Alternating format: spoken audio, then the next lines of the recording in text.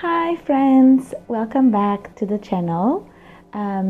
If you're new, my name is Gigi or Martini and I'm a new yoga teacher.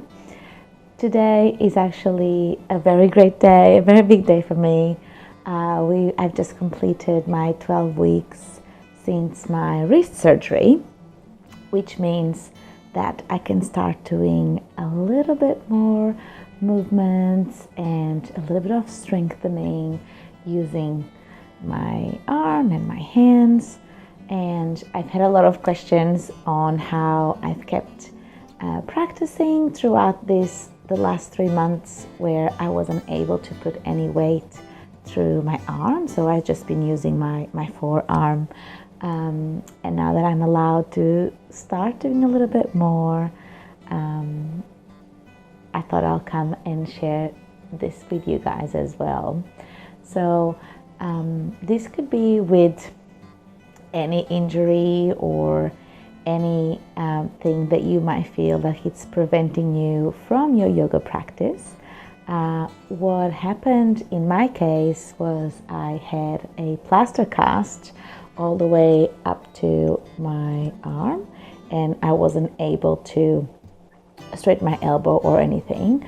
So I decided to do other parts of the practice such as pranayama, our breathing exercises, meditation, and also a few asanas that I felt like I could put a little sequence together without actually loading my arm.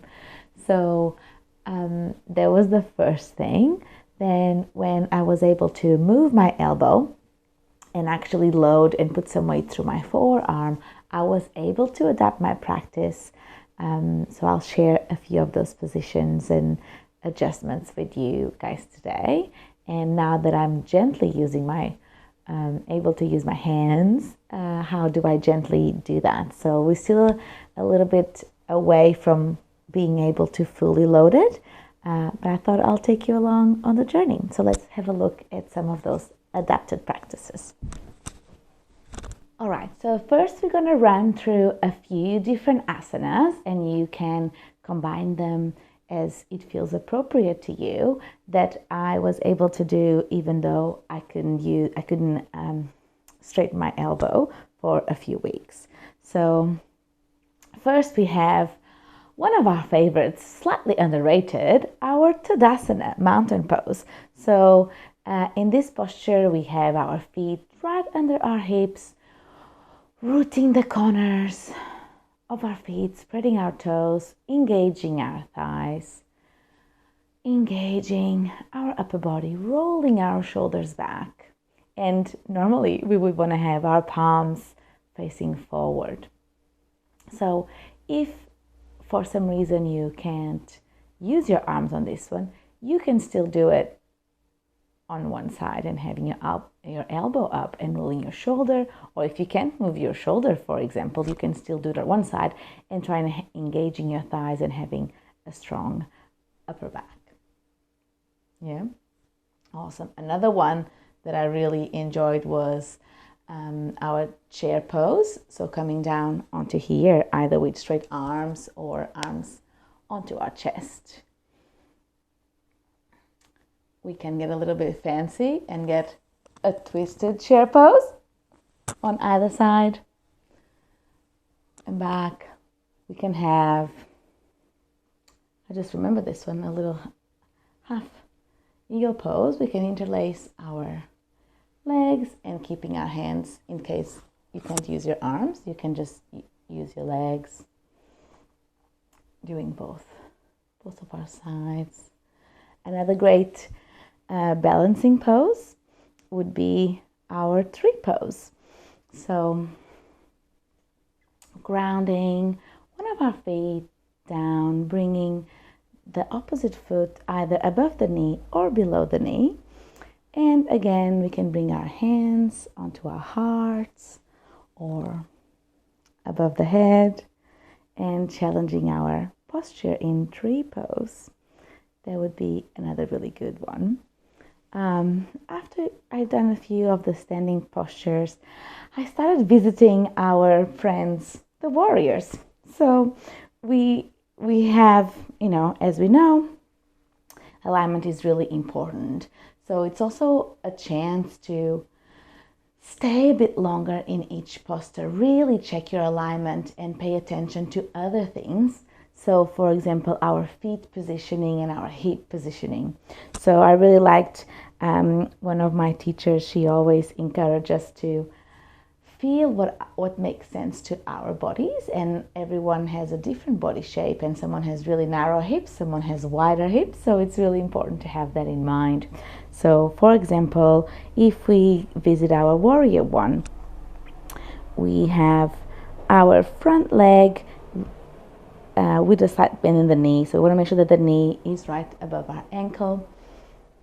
And again, we want to check our feet position. And when I feel like it feels good in our hips, feels good in our knee, if we already have an arm injury, the last thing we want is cause any other injuries elsewhere. So really important to have right positioning and keep our feet wider if we have to. You don't have to keep them so narrow.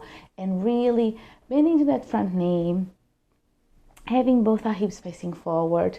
And again, depending on what your limitations are at the moment, we meet in this warrior one. We can use, if we can't use the arms, if we have our arm like this, like I had, you can just visit warrior one with our lower part of our lower body. From here, we can definitely opening up our hips. Again, checking our feet alignment. Do we have heel to heel to the arch of the foot? Where are our hips pointing? But again, engaging through our thighs, grounding, using your feet to really feel that grounding movement, and challenging your hips here, challenging your lower body. And if you have a chance to use your arms, you can meet here in our warrior two. From here, a few different options. We can straighten the front leg, tilt forward, and meet in our Trikonasana triangle pose. We can also turn our front foot, so we have our feet parallel forward, and we can have our wide-legged forward fold. We can also heel toe our feet a bit closer together and come down into our yogic squat, our Malasana. So another great one, really challenging our lower body, and it can be done, with your arm in a comfortable position for your injury. And, another, trying to keep the sequence, I got excited. We can definitely come into our warrior three. So again, with our arms onto our chest, arms in front of us, whatever that feels good again in your body. From here, I really had a good time playing with transitioning from our warrior three, opening up into a half moon. I'm going to lose my balance now that I'm trying to show you guys. Really playing here with this half moon.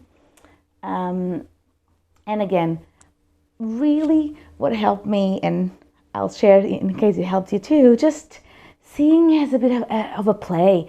Feel your body and try and see what feels good and what you can do, because it's so easy to focus on, oh, I can't do that. Oh, I can't do that asana, I can't do that posture, I can't go to yoga class because I'm in a cast, when actually it's an invitation, an opportunity to really find what you can do rather than focusing what you can't do. And that's for any injury, obviously. At the moment for me, it's in my wrist, so I'm playing a lot with my lower body and things like that. But if it's a knee injury, for example, or lower back or whatever it might be, try and see it as an invitation to rest, to reset, and also to find what you can do rather than what you can't. So those are just a few of our asanas that I was playing with when I had my arm in a cast. Then once I was able to move my arm a little bit, I really enjoyed playing with using a block if you don't have a block at home, you can use a big book or a stack of magazines. Just get creative. So this one I actually came across in one of the classes with one of my favorite teachers the other day. So we were trying to do a little bit more. I think we were in a low, that's it. So we were in a low lunge. And so normally, I'll show you on the other leg. So I'll show you what I would do. So when we come meeting in the low lunge, again, be gentle with yourself. Bring that knee down if you need to. Really enjoy the opening of the hips if you have to come down here. Sometimes it's more about the surrendering. Other times it's more about the power. So we wanted to come into more powerful, and we were leaning forward, and then we have a little bit of a twist, and then in here, as you can see, we're having to load a little bit through my left arm. And I kept thinking, same with the, if you do a triangle or twisted triangle pose, and I kept thinking, okay, I can't put my weight through my hand. So one of the ways you can do is use your knee and stay up on the knee. Or another one we've been playing a little bit with, that I've been enjoying it, is when we come down here, I've been using one of these blocks, and I actually load my forearm because I was able to, and it felt nice. So instead of putting my hand on the floor, just putting my forearm and still playing with this twisted low lunge.